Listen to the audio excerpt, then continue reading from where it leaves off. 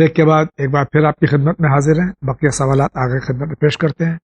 آگا اجازت ہے؟ بالکل، بسم اللہ. السلام علیکم مولانا صاحب اور جاوید بھائی. وعلیکم السلام. میرا سوال خمس کو لے کر ہے.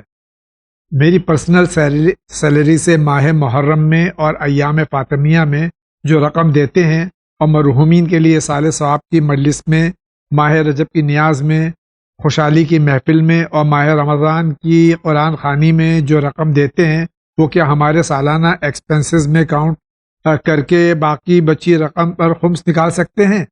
جی، یہ جو خرچے ہیں وہ سال بھر کے اخراجات میں آئیں گے اور ان کے بعد جو رقم بچ رہی ہے اس پر خمس دیں. شکریہ مولانا صاحب. جاوید بھائی السلام علیکم. وعلیکم السلام.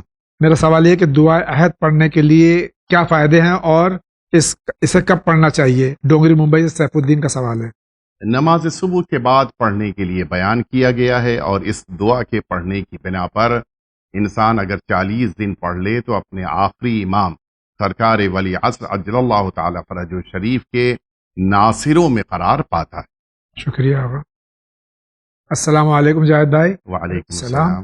آپ سے ریکویسٹ ہے کہ پلیز اس چینل پہ ایسا کوئی میسج نہ پڑھیں جس سے والدین کے ساتھ بیٹھ کے دیکھنے میں شرمندگی ہو، کیونکہ اکثر لوگ ایسا سوال کرتے ہیں جو والدین کے ساتھ نہیں دیکھ سکتے، اس لیے میں نے اب ساتھ میں بیٹھ کے دیکھنا بند کر دیا ہے. مجھے پتا ہے یہ اسلامک باتیں ہیں، لیکن اپنے بڑوں کے ساتھ بیٹھ کے دیکھنے میں شرمندگی ہوتی ہے. پہلے میں اپنے والد کے ساتھ دیکھتی تھی، اب نہیں دیکھتی. تو ایسے بہت سے لوگ ہوں گے، کوئی بات بری لگی ہو تو معذرت. یہ آغاز اس کا کیا جواب ہے؟ دیکھیے، بات تو کسی حد تک معقول ہے، اس لیے کہ بہت سارے اوقات ہم کو یہ پروگرام فیملی کے ساتھ بیٹھ کر دیکھنا ہوتا ہے. جی. لیکن یہ بھی ایک ریئلٹی ہے، حقیقت ہے کہ باتوں کو پہنچانا بھی ضروری ہے. جی. اگر واقعاً یہی ایک طے ہو جائے بات کہ کوئی بات جو نہیں سنی جانی چاہیے وہ بیان نہ کی جائے، تو پھر بہت سے اسلامی احکام، اسلامی پیغام نہیں پہنچ پائیں گے. لہٰذا میں صرف یہ کہہ سکتا ہوں کہ اس سلسلے میں لفظوں کو بڑے احتیاط سے ادا کیا جائے، اور یہی ایک طریقہ کار ہے. ورنہ پیغام تو پہنچانا ضروری ہوتا ہے، اور شریعت کے احکام کے بیان کرنے میں کوئی شرم نہیں ہے. لیکن ہاں، ان لفظوں کی بڑی اہمیت ہے کہ اپنی اپنی زبان کی اپنی اپنی نزاکتیں ہوتی ہیں، جی. اور ان نزاکتوں کے مد نظر بات کو بیان کیا جانا.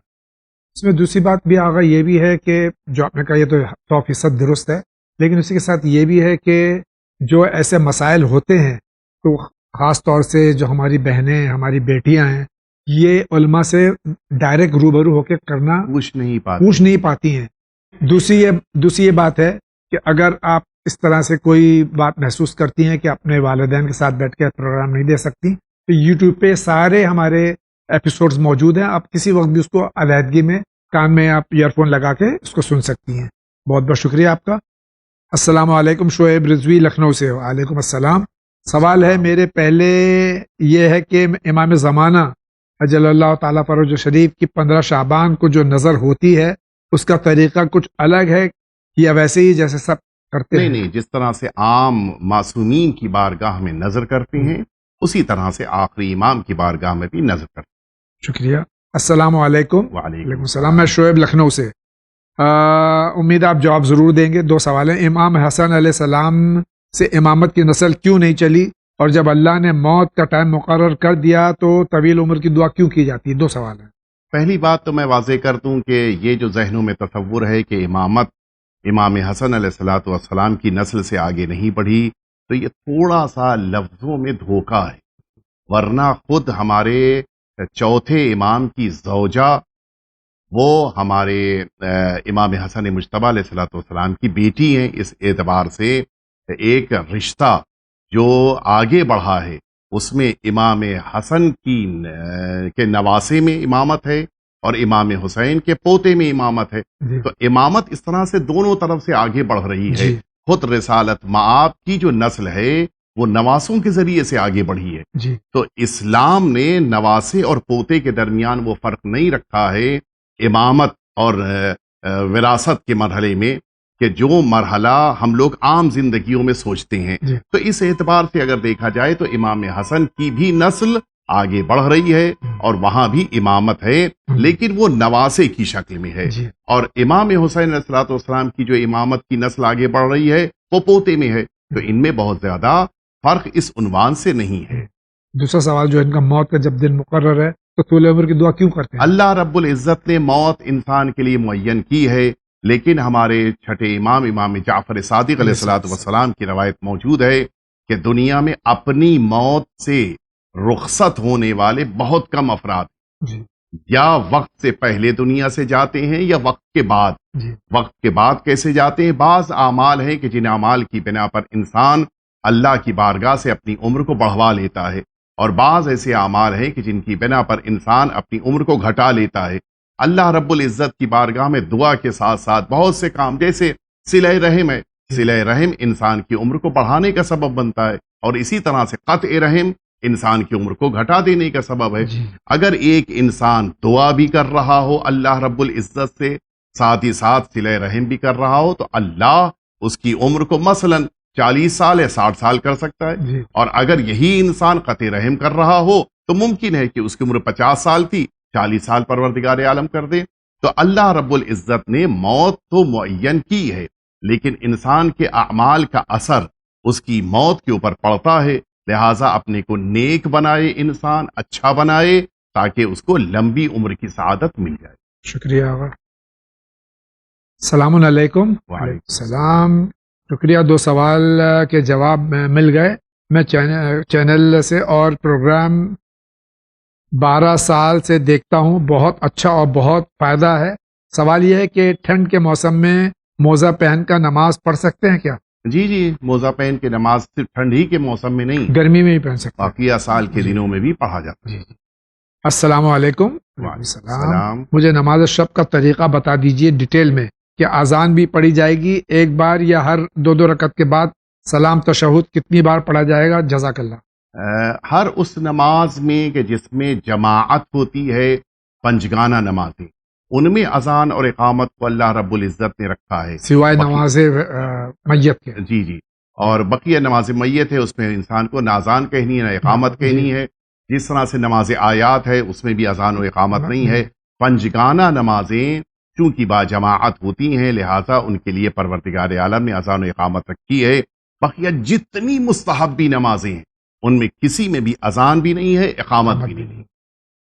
سلام تشہد کتنی بار پڑھا جائے گا؟ 2 رکعت۔ جی، اور چونکہ یہ نماز شب ہماری 11 رکعت ہے مجموعی طور پر، جس میں 8 نماز، 4 نیت اور 4 تکبیرۃ الاحرام کے ساتھ، کہ جس میں نماز شب کی نیت ہوگی، 2 رکعت کر کے پڑھنا ہوگا، اور یہ 4 جب مکمل ہو جائیں گی 4 نمازیں یعنی 8 رکعت، تو پھر 2 رکعت نماز ہماری شفع ہے، کہ جس میں نیت یہ کرنی ہے کہ نماز شفع پڑھتا ہوں میں یا پڑھتی ہوں میں قربتاً الی اللہ، اور اس نماز کو 2 رکعت نماز صبح کی طرح سے پڑھنا ہے، صرف اس میں قنوت نہیں پڑھنا ہے، اور پھر اس کے بعد 1 رکعت نماز وتر پڑھنا ہے، کہ جس میں اس انسان کو اسی پہلی ہی رکعت میں اپنے سورہ الحمد اور دوسرے سورے کے پڑھ لینے کے بعد قنوت پڑھنا ہے، رکوع کرنا ہے، سجدہ کرنا ہے، اور 2 سجدوں کے بعد تشہد پڑھ لینا ہے، اور نماز مکمل ہو جائے گی۔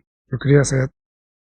تسبیح میں ایک طرف 34 اور دوسری طرف 33 دانے ہوتے ہیں، اللہ اکبر 34 کے بدلے 33 بھی آ جاتا ہے، کیونکہ دونوں طرف 34 نہیں ہوتے، اور سبحان اللہ 33 کے بدلے 34 بھی ہو جاتا ہے، اس پہ علماء کیا کہنا ہے؟ جی دیکھیے، تسبیح جو مارکیٹ میں بازار میں ملتی ہے اس کا بہت زیادہ اعتبار نہیں ہوتا، لہٰذا آپ اپنے گھر کی تسبیح کو ایک بار چیک کر لیجئے، اور بقیہ جگہوں کے اوپر باہر، جیسے مثلاً آپ کسی نماز خانے میں بیٹھ کے نماز پڑھ رہے ہیں، وہاں کی رکھی ہوئی تسبیح کو استعمال کر رہے ہیں، تو اس کو بھی آپ پہلی بار چیک کر لیجئے، اور آپ کی جو ذمہ داری ہے وہ تسبیح پڑھنا ہے، صحیح تسبیح پڑھنا ہے، اور اس کا طریقہ کار یہ ہے کہ آپ نماز کے بعد 34 دفعہ اللہ اکبر پڑھیں گے، 33 دفعہ الحمدللہ، اور 33 دفعہ سبحان اللہ پڑھیں گے۔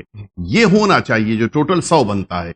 یہ پڑھنے کے لیے آپ پہلے تسبیح چیک کر لیجئے، یا پھر بہترین طریقہ ہے آپ ایک صحیح تسبیح اپنی جیب میں قرار دیجئے، جہاں بھی آپ جائیے اسی تسبیح کو استعمال کیجیے۔ عام طور سے تسبیح آغا جو ہے وہ 33 دانے کی، اور درمیان میں امام، درمیان میں جو امام ہوتا ہے اس کو پکڑ کے آپ 34 کر سکتے ہیں، یہ بہترین طریقہ ہے۔ اس میں اس میں بھی اشتباہات ہو جاتے ہیں، دھوکے ہو جاتے ہیں، لیکن صحیح پڑھنا یہ ضروری ہے۔ شکریہ آغا۔ السلام علیکم جاوید بھائی اینڈ مولانا صاحب. علیکم السلام. میں میرٹھ سے ہوں. میرے 2 سوال ہیں. جو نماز ہماری قضا ہو گئی بیماری کی وجہ سے, اس کو ہم ادا کس نیت سے کریں؟ نمازیں جو قضا ہوئی ہیں, جیسی نماز قضا ہوئی ہے ویسی ہی نماز کو دوبارہ آپ کو پڑھنا ہے. جی صرف نیت میں فرق ہے. نیت میں آپ کو یہ کہنا ہے کہ میں فلاں نماز کو قضا پڑھ رہی ہوں واجب قربتاً اللہ. جی تو بس صرف نیت میں فرق ہے, ورنہ ایز اٹ از 4 رکعت ظہر کی چھوٹی ہے تو 4 رکعت ظہر کی پڑھنا ہے. پردیس میں 2 رکعت چھوٹی ہے ظہر کی تو پھر آپ کو قضا بھی 2 ہی رکعت پڑھنی ہے. یہ خیال رہے کہ جیسی نماز چھوٹی ہے ویسی ہی نماز آپ کو ادا کریں. شکریہ. ہم رات کو نماز شب کے لیے جو وضو کرتے ہیں, کیا وہ وضو فجر تک چل جائے گا یا فجر میں دوبارہ وضو کرنا پڑے گا؟ نہیں, دوبارہ وضو کی ضرورت نہیں ہے. اگر درمیان میں کوئی ایک ایسا عمل کہ جو وضو کو توڑنے والا ہے, جی کہ جن میں نیند بھی شامل ہے, جی اگر کوئی ایک ایسا عمل انجام نہیں دیا ہے, وضو آپ کا باقی ہے, تو اسی وضو سے آپ نماز شب بھی پڑھیں. پھر بھی وضو باقی ہے تو آپ اسی وضو سے نماز صبح بھی پڑھ سکتے. السلام علیکم جاوید بھائی مولانا صاحب. علیکم السلام. علیکم. میں محمد یاور دہلی سے بول رہا ہوں. میرا سوال یہ ہے کہ ہم پیک ہوا پروڈکٹ کو کھا سکتے ہیں چاہے وہ غیر مسلم کا ہی کیوں نہ ہو؟ اگر ہمیں کسی پروڈکٹ کے بارے میں یہ یقین نہیں ہے کہ وہ نجس ہے اور پیکڈ ہمارے پاس آ رہا ہے تو اس کے کھانے میں کوئی مشکل نہیں. وہ بھی اگر نان ویج ہو تو؟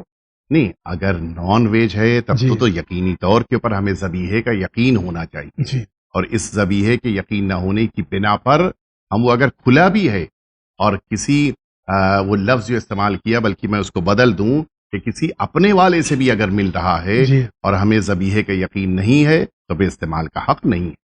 شکریہ. السلام علیکم. وعلیکم السلام. I saw the Nikah being shown on your TV program and I'm really interested in getting the same one that Win channel is offering. Could you please tell me if it's available only in Mumbai or if you can deliver it to Delhi NCR as well? Also, please share the hadiya and other related details. Regards, Rehana Zaidi. یہ ایسا نہیں ہے کہ صرف ممبئی کے لیے, یہ پورے ہندوستان کے لیے بلکہ پوری دنیا کے لیے نکاح نامہ ہے. اور آپ یہ چینل ون کا جو نمبر آپ کے اسکرین پہ آ رہا ہے اس پہ رجوع کیجئے اور اس کا ہدیہ بھی آپ کو بتا دیا جائے گا. آپ فون کر لیجئے انشاءاللہ اور یہ آپ کو یہاں سے ارسال بھی کر دیا جائے گا. آپ کا بہت بہت شکریہ. السلام علیکم. علیکم السلام. میرا سوال ہے کہ کیا زوجہ کے قدم سے خیر و برکت آتی ہے اور کیا زوجہ کے قدم سے برکت چلی بھی جاتی ہے؟ مرزا ذیشان حیدرآباد سے سوال کر رہے ہیں.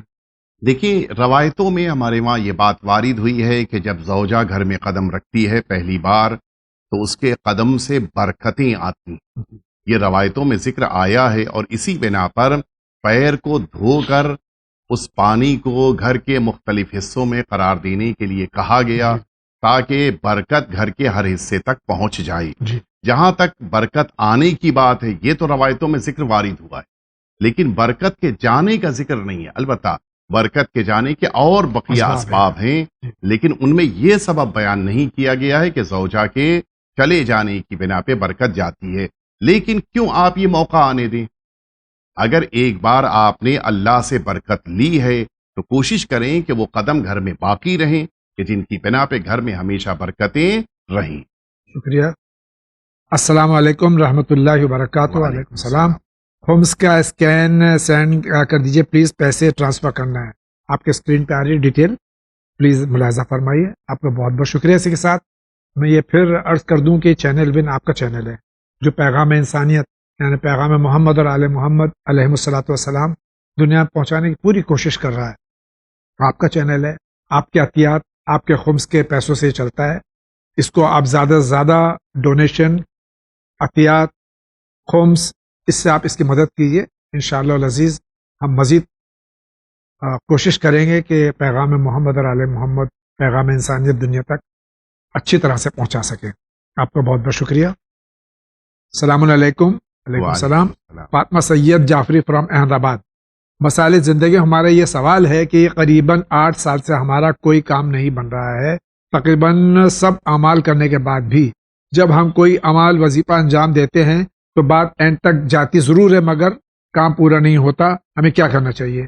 آزمائش ہے پروردگار عالم کی اور اس آزمائش پر انسان کو صبر کے ساتھ اللہ کی بارگاہ سے آنے والی رحمت کا انتظار کرنا چاہیے. انشاءاللہ وہ وقت، وہ مشکلات کا لمحہ دور ہوگا اور انشاءاللہ یہ مشکلات ختم ہونے کے بعد آسائشیں آپ کو اللہ عطا کرے. السلام علیکم مولانا صاحب. وعلیکم السلام. اینڈ مائی فیوریٹ جاوید بھائی. علیکم السلام. میرا سوال ہے کہ میں اپنے ہر ملنے والے سے بات چیت ختم ہونے کے بعد یہ کہتی ہوں کہ بس دعا میں یاد رکھیے گا کہ سب کی صحتیں اچھی رہیں، کیونکہ میں نے سنا ہے کہ کب کس کی دعا لگ جائے تو بات صحیح یا نہیں، کیونکہ اس بات کا کوئی ٹھیک نہیں کہ وہ آپ کو اپنی دعا میں یاد رکھے گا. نہیں، یہ التماس کرنا ایک دوسرے سے کہ ہم کو دعا میں یاد کرنا، یہ ایک اچھی صفت ہے اور اس کو برقرار رکھنا چاہیے. یہ حقیقت ہے کہ پروردگار عالم ایک مومن کی دعا دوسرے کے حق میں زیادہ قبول کرتا ہے جی بنسبت خود اس انسان کی دعا اپنے حق میں. تو اگر کوئی دوسرا دعا کرے گا زیادہ قبولیت کے اس کے ایک امکانات ہیں، لہٰذا دوسروں سے التماس سے دعا کرنا، دوسروں کے لیے دعا کرنا، یہ بڑی تاکید والی بات ہے اور اس کو اپنی زندگی میں انسان کو برقرار رکھنا چاہیے. شکریہ. السلام علیکم. السلام مولانا صاحب.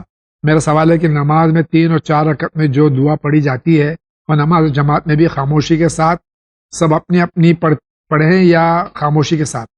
نہیں، یہ جو ہم اپنی باجماعت نماز میں تیسری اور چوتھی رکعت میں پڑھ رہے ہیں، یہ وہی تسبیحات اربعہ ہیں کہ جن کو ہم اپنی فرادہ نماز میں بھی پڑھیں گے، اور فرادہ نماز میں بھی آہستہ پڑھنا ہے، اور اگر باجماعت نماز پڑھیں تو وہاں بھی ہمیں اس کو آہستگی کے ساتھ پڑھنا. غسل جنابت کی جگہ جو تیمم کیا جاتا ہے، کیا اس کے بعد نماز ادا کر سکتے ہیں یا وضو بھی کرنا ہوگی؟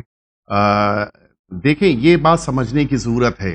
اگر جنابت کی بنا پر غسل کرنا ضروری تھا اور نہیں کیا ہے تو پھر ایسے موقع پر ضروری ہے کہ انسان اگر غسل نہیں کر پا رہا ہے تو تیمم کرے گا بدلے غسل. لیکن اگر اس کو اب نماز پڑھنی ہے تو اس وضو کی جگہ پر بھی احتیاطاً اس کو ایک دفعہ دوبارہ اپنے ہاتھ کے اوپر ہاتھ پھیرنا ہوگا، تاکہ یہ پتہ چلے کہ اس انسان کو وضو بھی کرنا تھا کہ جس وضو کو اس نے انجام نہیں دیا ہے. تو اس طرح سے اب یہ اپنی نماز کو پڑھ سکتا. شکریہ. السلام علیکم قبلہ. وعلیکم السلام. میرا سوال یہ ہے کہ اکثر ہم باہر گھومنے جاتے ہیں جس کی وجہ سے نماز قصر ہو جاتی ہے، مثلا 2 پڑھنا پڑتی ہے، تو جب گھر واپس آئیں تو اس کی قضا کیسے پڑھیں گے؟ جی، میں نے ابھی اس سے پہلے بھی عرض کیا، یہ بات کہی کہ اگر انسان کی نماز 4 رکعت ہی چھوٹی ہے تو قضا کے موقع پر 4 رکعت پڑھنا ہے. اور اگر مثلا ظہر کی نماز، اور یہی ظہر کی نماز اگر پردیس میں چھوٹی ہے 2 رکعت کی شکل میں، تو پھر واپس آنے کے بعد اس کو قضا کے طور پہ 2 ہی رکعت پڑھنی ہے. ایز اٹ از، جیسی چھوٹی ہے ویسی ہی اس کو قضا کر. شکریہ. السلام علیکم مولانا صاحب. وعلیکم السلام. گھر میں تتلی آنا کیسا ہوتا ہے؟ کیوں آتی ہے؟ تتلی سے کیا ہوتا ہے؟ پلیز بتائیے. میں آغا سیستانی کا مقلد ہوں. اللہ رب العزت کی ایک مخلوق ہے، یہ بھی آپ کے گھر میں اگر آ رہی ہے تو اس کے آنے اور اس کے جانے میں کوئی حرج نہیں ہے. یہ اللہ رب العزت کا انتظام ہے. اس کی بنا پر کسی قسم کا کوئی شبہ اپنے ذہن میں نہ آنے دے. یہ آئے تب بھی اور یہ چلی بھی جائے تب بھی کوئی فرق نہیں پڑتا. ناظرین کرام، اسی کے ساتھ آج کے اس ایپیسوڈ کا وقت ختم ہوا چاہتا ہے. میں حجت الاسلام کا مشکور ہوں، تشریف لائے، سوالات کے جوابات دیے. انشاءاللہ ہم سب عمل کرنے کی پوری کوشش کریں. سوالات بھیجتے رہیے، یہ آپ کا چینل ہے، اس کی مدد کرتے رہیے، سوالات بھیجتے رہیے. اس پروگرام کو آگے بڑھانے میں آپ کا کافی شکریہ، اور اسی کے ساتھ آگا آپ کا بہت بہت شکریہ. اللہ رب العزت آپ کو بھی جزائے خیر دے، صحت دے، طول عمر عطا کرے انشاءاللہ. بہت بہت شکریہ. اجازت دیجیے، انشاءاللہ زندگی رہے پھر آپ سے ملاقات ہوگی. وآخر دعوانا ان الحمدللہ رب العالمین.